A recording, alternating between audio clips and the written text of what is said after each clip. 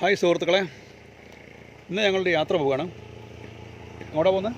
പടിഞ്ഞാറത്തറ ബാണാസുര സ്ഥലം, പടിഞ്ഞാറത്തറ, വയനാട്. എല്ലാവരും ഉണ്ട്. ഞാനുണ്ട്, ഷൈബയുണ്ട്, ഹായ് മകനുണ്ട്, ഞങ്ങളിതാ എൻ്റെ മദറിലോ ഉണ്ട്. ഞങ്ങളെല്ലാവരും കൂടി ബാണാസുരയിലേക്ക് ഒരു യാത്ര പോവുകയാണ്. അപ്പോൾ ഞങ്ങൾക്ക് ഇനി ബാണാസുര എത്തി കാണാം. ഓക്കെ സുഹൃത്തുക്കളെ, അങ്ങനെ ഞങ്ങൾ പടിഞ്ഞാറത്തറ എത്തി. പടിഞ്ഞാറത്തറ ബാണാസുര സാഗറിൻ്റെ അടുത്തുള്ള ഹരീഷേട്ടൻ്റെ ഒരു റിസോർട്ടിൽ, ഒരു ഹോം സ്റ്റേയിലാണ് ഞങ്ങൾ എത്തിയിരിക്കുന്നത്. അപ്പോൾ ഇവിടെയാണ് ഞങ്ങളിന്ന് തങ്ങുന്നത്. ഇനി ഇതാണ് ഹരീഷേട്ടൻ്റെ ഹോം സ്റ്റേ. ഇത് ഈ ബാണാസുരൻ്റെ തൊട്ടടുത്താണ്. ബാണാസുര ഡാമിൻ്റെ തൊട്ടടുത്താണിത്. ഇതൊക്കെയാണ് ഇവിടെ സൗകര്യങ്ങളുള്ളത്. 2 റൂമുണ്ട്, 2 ബെഡ്റൂം,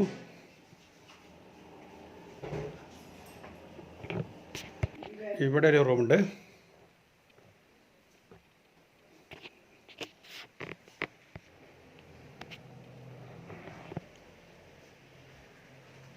അത് കഴിഞ്ഞ് കിച്ചണുണ്ട്. നമുക്ക് സ്വന്തം ഭക്ഷണങ്ങളൊക്കെ ഉണ്ടാക്കി കഴിക്കാം. ഇതാണ് ഭക്ഷണങ്ങളൊക്കെ ഉണ്ടാക്കി കഴിക്കാനുള്ള കിച്ചൺ.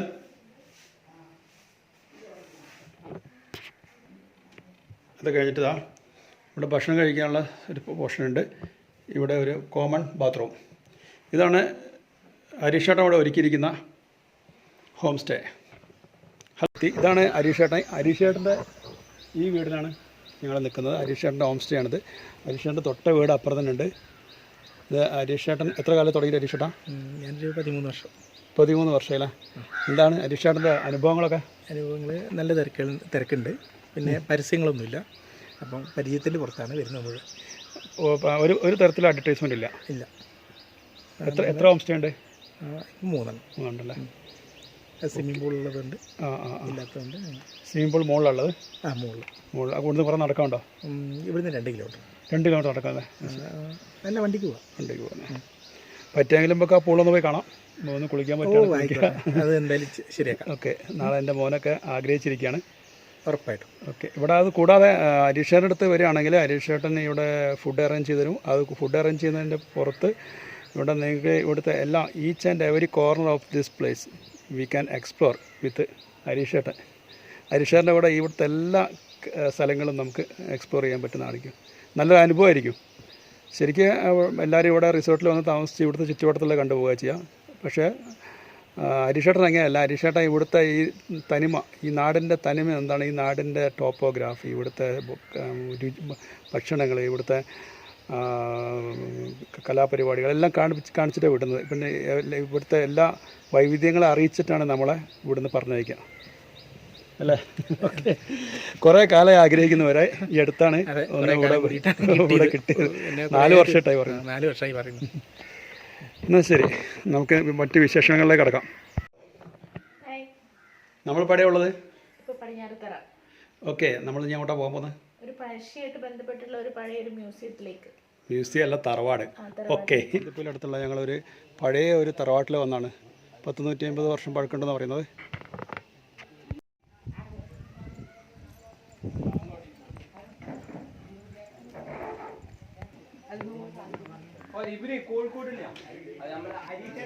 ഇന്ത്യക്ക് സ്വാതന്ത്ര്യം കിട്ടിയില്ലേ ആ കാലത്ത് അണ്ണൻ, ഞങ്ങളെ സംഘത്തിൽ അങ്ങനെയാ പറയാ. അണ്ണൻ എന്നാ പറയാ അല്ലേ? പേര്, നിങ്ങളെ പേര് അണ്ണൻ എന്നാണ്? അത് ഇതും അത് തന്നെ. അത് അനിയത്തിയുടെ മക്കളെ ഞങ്ങള്. ഇത് എത്ര വർഷം പഴക്കണ്ടേ ഇവിടുന്ന്? ഇത് 48 പൂർത്തി ചെയ്ത്. ഓ, ഇവിടെ ഇതിന്റെ കൊല്ലം ഇവിടെ എഴുതി വെച്ചിട്ടുണ്ടല്ലേ? 1948 ഇത് പൂർത്തീകരിച്ചല്ലേ? അത് അതിന് മുന്നിൽ ഉള്ളതാണ് അവിടെ. അത് ശരി. അതിന്റെ മുന്നേ ഉള്ളതാണ് ഇത്, ഈ വീടല്ലേ? അത് ശരി. ഇത് വിഭാഗത്തിന്റെ എങ്ങനെയാ? കുറിച്ചറി വിഭാഗം അല്ലേ? കുറിച്ചറി വിഭാഗത്തിൽപ്പെട്ടത്. അത് ശരി. അപ്പൊ നമ്മളെ പൾസരാജന്റെ പഴശ്ശിരാജായി ബന്ധപ്പെട്ട ആൾക്കാരാണെങ്കിൽ ആൾക്കാരല്ലേ കുറിച്ചറി. പഴശ്ശിരാജന്റെ പിന്നെ പടിയാളികളാണ് ഞങ്ങള്. അമ്പയത്തൊക്കെ ഉണ്ടോ? അമ്പലുണ്ട്, അമ്പൊക്കെ ഉണ്ട്. അത് ശരി. കാണാൻ പറ്റും. ഓക്കെ. ഇതിനുള്ളിൽ കാണാൻ പറ്റുമോ? നമുക്ക് എടുക്കാം. പിന്നെ ബില്ല്, പിന്നെ പിന്നെ നമ്മൾ ഒന്നാമത് ഇവിടെ കൂട്ടുകുടുംബമായിട്ട് ജീവിക്കുന്നത് നമ്മളിപ്പോഴും. അത് ശരി. ഈ കുറച്ച് സമുദായത്തിൽ കൃഷികൾ കൂട്ടായ്മയായിട്ട് എല്ലാ പരിപാടിയും ഉണ്ട്. ഇപ്പോഴും ഒരു ജോയിന്റ് ഫാമിലി ആയിട്ട് താമസിക്കുന്നത്. അക്കരക്കൊണ്ട് വീട് അക്കരക്ക് അവരൊക്കെ വരും. ഇത് നമ്മളെ തറവാടാണ്. പിന്നെ വീടുകളുണ്ട്, ചെറിയ വീടുകൾ അപ്പുറത്തെ. ഇത് ഈ ഭാഗം നമ്മൾ ഫുള്ള് നമ്മൾ തന്നെയാണ്. ആ ശരി ശരി. ഈ ഭാഗത്ത് പിന്നെ നമ്മൾ നെൽകൃഷിയാണ് നമ്മളെ മെയിൻ. ഓക്കെ, നെൽകൃഷി ഒന്ന് കാണാം. എൻ്റെ ഭാര്യയും എൻ്റെ മകനൊന്നും നെൽകൃഷി ഒന്നും കണ്ടില്ല. ഞങ്ങൾക്ക് വയലുണ്ട്, അവിടെ കൃഷി ചെയ്യാറുണ്ട്. എന്നാലും ഒന്ന് കാണാലോ. അതെ, നെൽകൃഷി അങ്ങനെ പിന്നെ കാണാറുണ്ട്.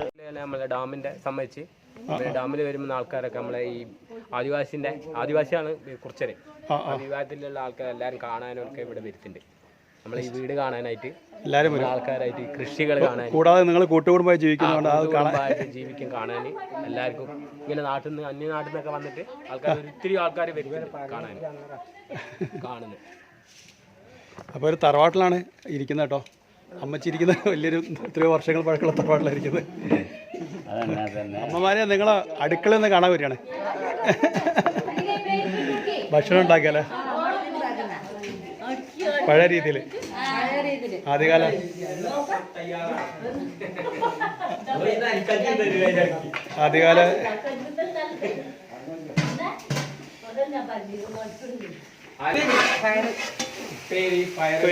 അടിപൊളി പരമ്പരാഗതമായ രീതിയിൽ പരമ്പരാഗതമായ രീതിയിൽ ഉണ്ടാക്കുന്നപ്പോഴല്ലേ. ഇവിടെ ഗ്യാസ് ഒന്നും ഉപയോഗിക്കില്ല. ഗ്യാസ് ഒന്നും ഉപയോഗിക്കില്ല. അടുത്ത ചെറിയൊരു വീടുകളിലൊക്കെ ഉണ്ട് ഗ്യാസും ചിക്കനൊക്കെ വാങ്ങും. പക്ഷെ ബീഫ് ഉണ്ടാവും. ശരിയാ. ഇപ്പോഴും ഗ്യാസ് ഇല്ലാത്തൊരു സ്ഥലമാണ്. ഗ്യാസ് ഉപയോഗിക്കാറില്ല. പരമ്പരാഗതമായ രീതിയിലാണ് ഉപയോഗിക്കുന്നത്. ഗ്യാസ് ഉപയോഗിക്കാറില്ല. ചെറിയൊരു വീടുകളിലൊക്കെ ഗ്യാസ്. ശരിയാ. ഇപ്പോഴും പരമ്പരാഗതമായ രീതിയിലാണ് ഇവരിവിടെ ഭക്ഷണം ഉണ്ടാക്കുന്നത്. കാണാം കറികളൊക്കെ വെക്കുന്നത് ഇപ്പോഴും തീയിലാണ്. ഇത് മത്സ്യമാണല്ലേ? ഇതെന്ത് മത്സ്യമാണ്? കടൽ മീൻ. അതെ, ശരിയാണ്. ഇപ്പോഴും വിറക് കത്തിച്ചിട്ട് പരമ്പരാഗതമായ രീതിയിൽ ഉണ്ടാക്കുന്നത് വളരെ അത്ഭുതം. ഞങ്ങളുടെ നാട്ടിലൊക്കെ പറഞ്ഞാലേ ഗ്യാസ് ഇല്ലാതെ നടക്കൂല. ഇങ്ങനെ ഉണ്ടാക്കുന്നത്. ഓക്കെ, അടിപൊളി. പിന്നെ ഭക്ഷണമാണ് നമ്മൾ കഴിക്കുന്നത്. ആ ചോറാണ് ഇത്. പിന്നെ കുത്തരിയിലെ നിങ്ങൾ സ്വന്തം കൃഷി ചെയ്തുണ്ടാക്കുന്നത്? സ്വന്തം കൃഷി ചെയ്തുണ്ടാക്കുന്ന നെൽകൃഷിയുടെ ചോറാണ്. വലിയ അസുഖങ്ങളൊന്നും നിങ്ങൾക്ക് ഉണ്ടാവില്ല. നഗരത്തിൽ താമസിക്കുന്ന ഞങ്ങളെ പോലെയുള്ള അസുഖങ്ങളൊന്നും ഉണ്ടാകാൻ വഴിയില്ല. ഒക്കെ ഓർഗാനിക്കായ വിഷരഹിതമായ സാധനങ്ങളാണ് നിങ്ങൾ കഴിക്കുന്നത്. അതായത് വളവും കാര്യങ്ങളൊന്നും മരുന്നടി അങ്ങനത്തെ ഒന്നുമില്ലല്ലേ? ജൈവ കൃഷിയാണത്. ജൈവ കൃഷി, ഗ്യാസ് ഒന്നുമില്ല. പരമ്പരാഗതമായ രീതിയിലുള്ള ഭക്ഷണ പാചക രീതി, പാചകം അതുപോലെ തന്നെ. യെസ്. വീടല്ലേ? ഇതാണ് ആദ്യം 1936 പിന്നെ ഫസ്റ്റ് വീട് ഇതാണ്. അതിന് ശേഷമാണ് ഇതാണ് അമ്മ. ലൈറ്റ് ഇട്ടരാം. അത് സുഹൃത്തുക്കളെ, ഇത് ഈ വീട്ടിലെ ഏറ്റവും പ്രായം കൂടിയ അമ്മയാണ്. ഈ അമ്മക്ക് എത്ര പ്രായം ഉണ്ടോ? ഇപ്പൊ 100 വയസ്സുണ്ട്. 100 വയസ്സുണ്ടെന്നാ പറയുന്നത്. അത് തീ കത്തിക്കുന്നത്. അതായത് പ്രായം ചെന്ന ചൂട് വേണം ശരീരത്തിനൊക്കെ. അപ്പൊ വിറകിട്ട് ഞങ്ങൾ തീ കത്തിച്ചോടും. അത് ശരി. ചൂടിന് വേണ്ടി ഇവിടെ തീ കത്തിച്ചെടുക്കും അല്ലേ? തീ കത്തിച്ചെടുക്കും. കാലൊക്കെ ചൂടാക്കാന് അങ്ങനെ കത്തിച്ചോടുക്കുന്നത്. അപ്പൊ ഇതിന്റെ മുകളിലൊക്കെ കംപ്ലീറ്റ് ഇങ്ങനെ കരി പിടിച്ച് കിടക്കും. ഇതെല്ലാം മൊത്തം ഇങ്ങനെ കണ്ടില്ലേ? കരിയാ. നിലം കംപ്ലീറ്റ് കംപ്ലീറ്റ് മണ്ണിലല്ലേ? ശരിയാ. പിന്നെ ഇത് പണ്ട് പത്തായം എന്ന് പറയും. ഇതാണ് പത്തായ അല്ലേ? പത്തായ. ഇതിന്റെ അടുത്ത നെല്ലൊക്കെ നമ്മൾ പണ്ട് സൂക്ഷിക്കുന്ന. ഇപ്പോൾ ഇതിൽ നെല്ലുണ്ടല്ലോ. നെല്ലുണ്ട് പണ്ട്. എല്ലാവരും ഏതായാലും നല്ലൊരു അനുഭവമാണ് ഞങ്ങൾക്ക്.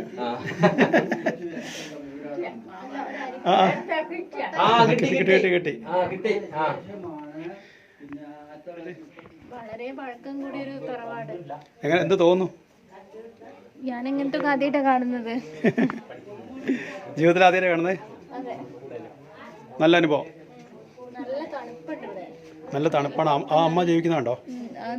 പുറത്ത് നല്ല ചൂടാണെങ്കിലും ഇവിടെ നല്ല തണുപ്പാണ്. നില കംപ്ലീറ്റ് മണ്ണാണല്ലേ? ചാണകവും കരിക്കട്ടയും കൂടി ചേർന്നുണ്ടാക്കിയതല്ലേ ഈ നിലം? പച്ച മണ്ണാണ്. പച്ചക്കട്ട കൊണ്ട് ഉണ്ടാക്കിയ വീടുകളാണ് അന്നത്തെ കാലത്ത്. അത് ശരി. അതും പിന്നെ തീറ്റുന്നെല്ലാം കണ്ട മണ്ണും കൊണ്ട് തന്നെയാണ് തേപ്പൊക്കെ.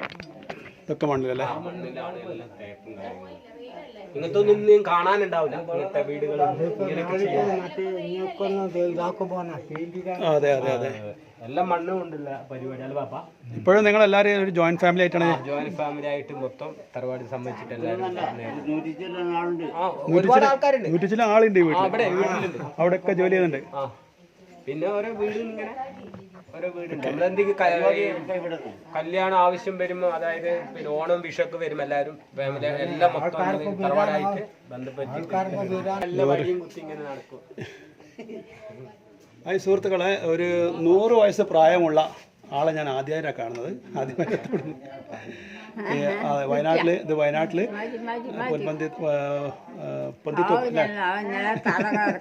തലകറക്കൊക്കെ. ഓക്കെ, കുറേ കാഴ്ചകൾ കാണാണ്ട് ഇതില്. ഇവിടെ കുറേ ദൈവങ്ങളുടെ ഫോട്ടോ ഒക്കെ ഉണ്ട്. ഹായ്, കാണാൻ നല്ല ഭംഗിയുണ്ട്. ഇത് എന്താണ് ഇതിരിക്കുന്നത്? പത്തായം. ഇതിലൊക്കെ നെല്ലുണ്ട്. നെല്ലിന്റെ വിത്തുകളൊക്കെ സൂക്ഷിക്കും. വഴിപാട് വരുന്നതാ. ഇതൊരു വഴിപാട് വരുന്നല്ലേ? ഇത്രയും വഴിപാടുകൾ വന്നാണല്ലേ? എണ്ണ അതൊക്കെ ഇവിടെ വരും. ആ കൊമ്പ് മാൻ്റെ യഥാർത്ഥ കൊമ്പാണല്ലേ? മാൻ്റെ യഥാർത്ഥ കൊമ്പ്. അതൊന്നല്ല, ഞങ്ങളും കൂടി ഉണ്ടാക്കില്ല. അന്നേരം കാരണന്മാര്. അപ്പൊ ഇത് എത്രയോ വർഷങ്ങൾ, 100 വർഷമൊക്കെ കഴിഞ്ഞിട്ടുണ്ടാവും മുന്നിലാണല്ലേ കൊമ്പ്? ഇത് മാൻ്റെ അല്ലേ? ഓക്കെ. എന്തായാലും ഈ തറവാട്ടിൽ വന്നാൽ ചായ കുടിച്ചിട്ടേ പോകാൻ പാടുള്ളൂ എന്ന് പറഞ്ഞ്, അപ്പോൾ ഞങ്ങളെല്ലാവരും ഒരു ചായ കുടിക്കാൻ പോവുകയാണ്. ഇവിടെ കുറേ ആൾക്കാർ വരാറുണ്ടല്ലേ?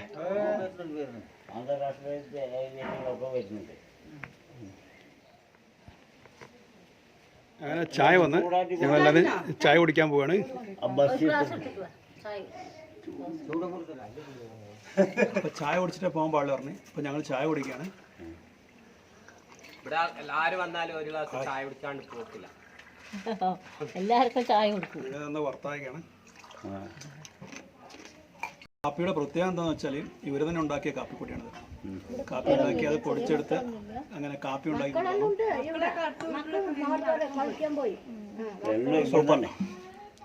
എവിടെ നോക്കിയാലും മനസ്സിനും കണ്ണിനും കുളിർമയാകുന്ന കാഴ്ചയാണ്.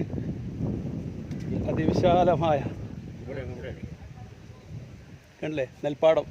ഇവർ സ്വന്തം കൃഷി ചെയ്തുണ്ടാക്കുകയാണ് എല്ലാം. ഇവർ കുറിച്ചി വംശത്തിൽപ്പെടുന്ന ആൾക്കാരാണ്. പഴശ്ശിരാജയുടെ പടനായകന്മാർ അല്ലേ ചേട്ടാ? ആയിരുന്നു.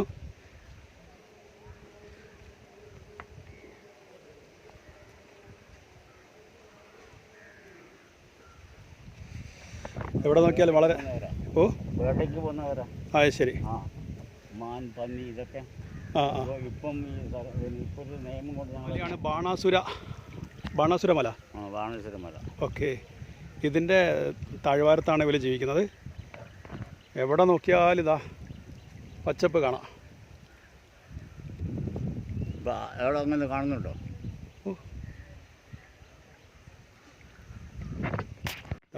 ചേട്ടനെയും കൂടി ഒന്ന് ചേർത്ത് പിടിച്ചിട്ട് നമുക്കൊന്ന് ചുറ്റിക്കാം.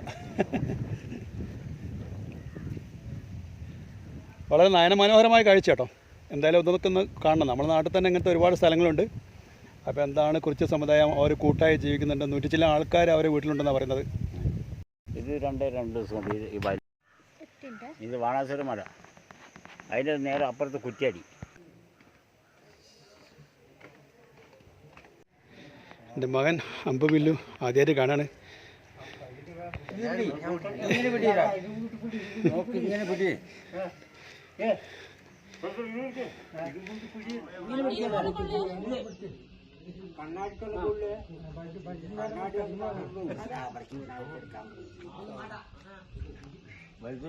പോകും. ഓക്കെ. എവിടെ കൊടുത്ത് കൈ കുറച്ച് നോക്കൂ. ഞങ്ങളെ പോലല്ല. കൈ ഇങ്ങനെ കൂട്ടി പിടിക്കരുത്.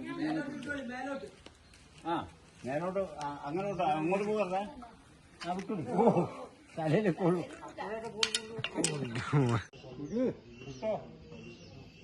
വിടണ അങ്ങനല്ല കൈ വലിച്ച് ആദ്യം വലിച്ചിട്ട് കൊടുക്കുക ഒന്ന് വലിച്ചിട്ട് കൊടുക്കുക.